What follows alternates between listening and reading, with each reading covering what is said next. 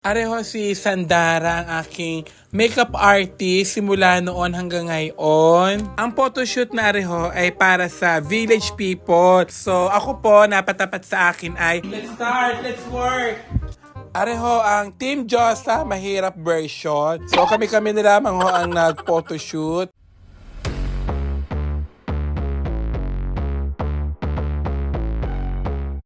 Wait lang, akala nyo tapos na. May pictorial naman kami para sa aming chika mo na, dali! World Tour! Ay, ang taray, World Tour talaga.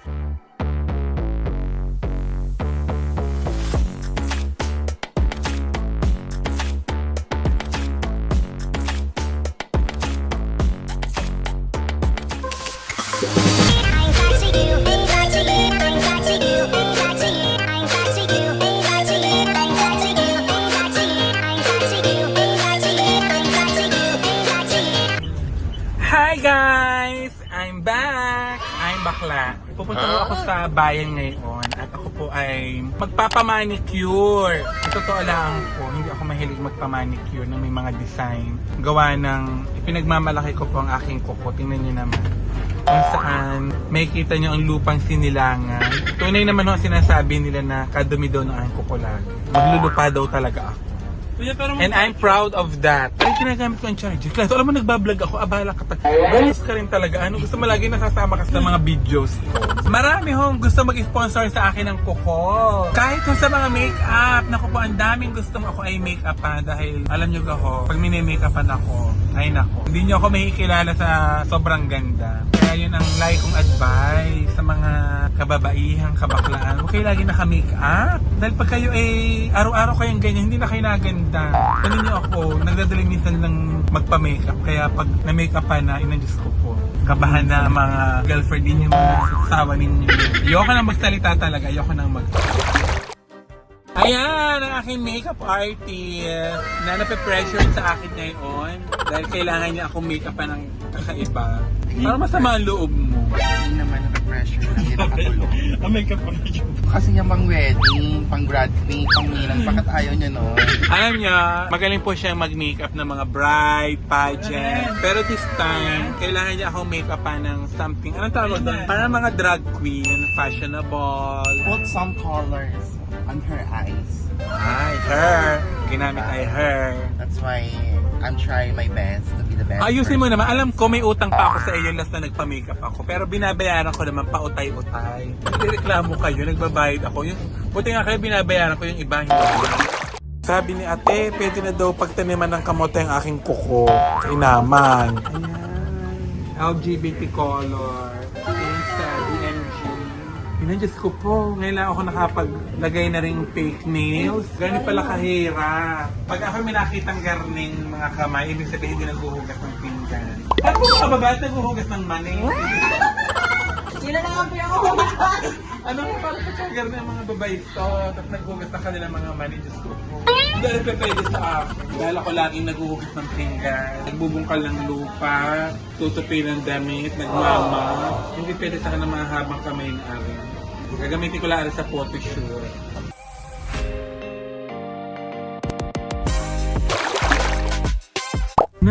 Diyos ko po talagang hindi aari-ari sa akin ang kamay na ari. Kailangan lamang ay mahaba para makita sa photoshoot. Kaso, pag magta-type, hindi ako makapag-type. Ang nauna ito po. Hindi nalapat na. Hindi talaga maaari sa akin ng ganit kahabang.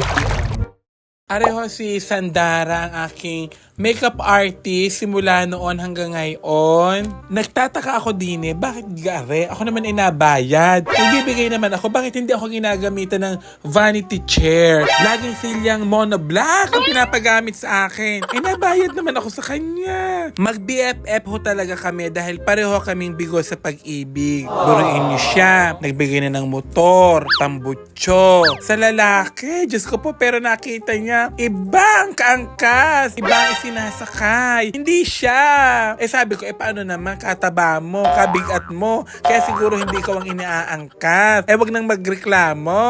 Ang photoshoot na Areho ay para sa village people. Para po sa kanilang campaign na I am. So, ako po, napatapat sa akin ay I am fabulous. So, dapat fabulous ako o artistic o futuristic ang aking makeup. Yun po ang gusto kong peg. Second time ko na ho are sa village people. Are ho ang aking unang photoshoot. Dahil pangarap ko talaga maging cover girl ng isang magazine. Kaya naman, thank you village people. Dahil hapon na ho, kaya pinagtulungan na ho ako ng dalawa kong PA.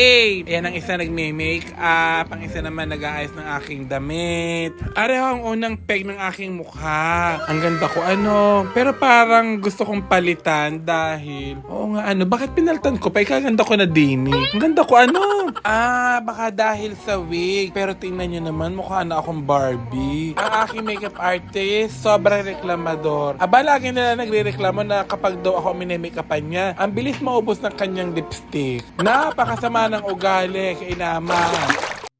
Magsisimula na po kami mag-photoshoot dito lang po sa aming maliit na kwarto. Ito po yung final touch, makeup by Sandara. So, gumanda ho ba ako? Nakaka-fabulous ho ba yung aking makeup na ari?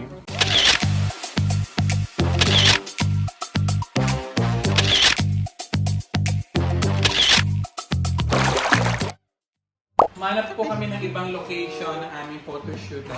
Sobrang dilim po sa aming bahay. Tingnan niyo po yung aming staff, ang Team Josa. Hi! Nung binibidyo sa kag naghawak. Ayan po isa namin team. Ayan po. Ayan po yung dumating. Mas inuna pa po ang mga boy. Let's start! Let's work!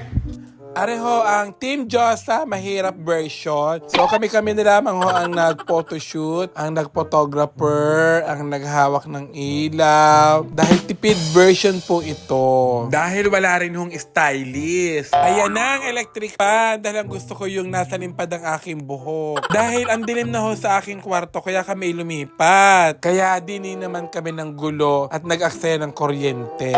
Ay, Sino ka dyan? Sino ka dyan? Ang ganda mo dyan, sis. Bakla ka. Arte-arte mo. Feeling artista ka dyan. Feeling cover girl. Hindi naman makakuha ng maayos na photographer at magandang venue. At talaga nagtiis na din sa bahay ng pinsa ko. Nakadilim-dilim naman.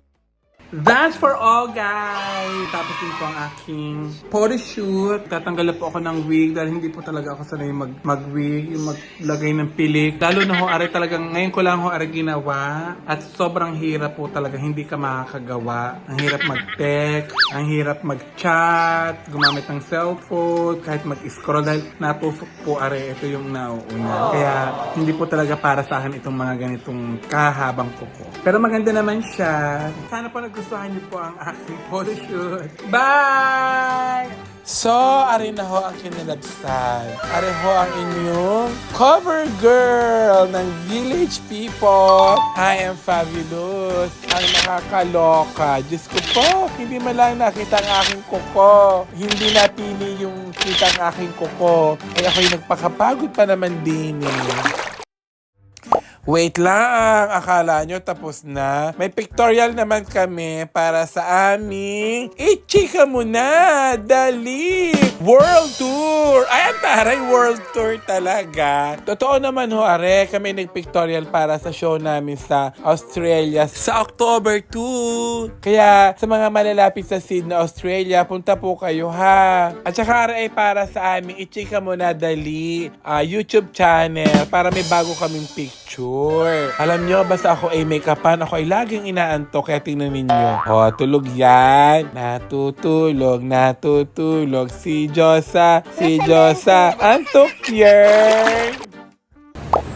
Next naman, feel na feel ko, artista talaga ako.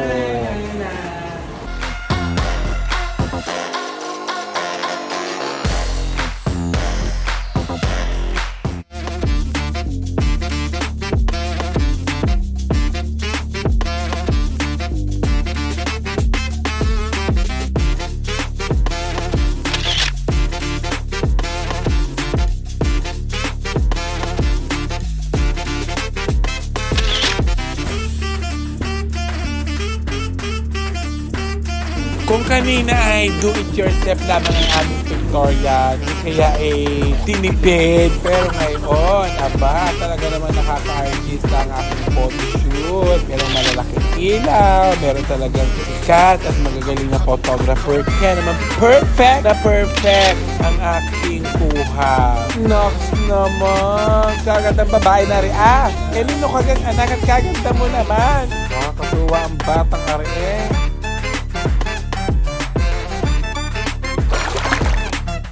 Maraming salamat po sa inyo sa laging pagpanood nyo sa aking mga video. May kwenta man o wala, maraming salamat po dahil lagi kayong naandyan sa akin para suportahan ako.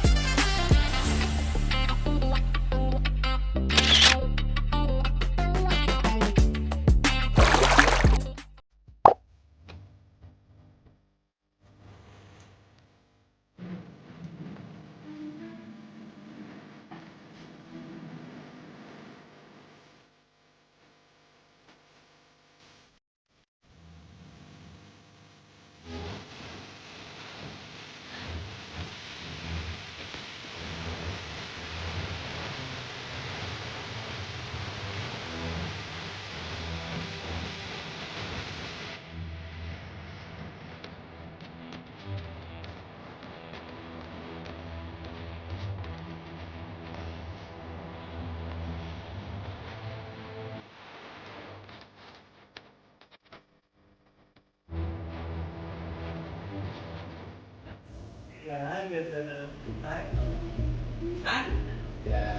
Ganda.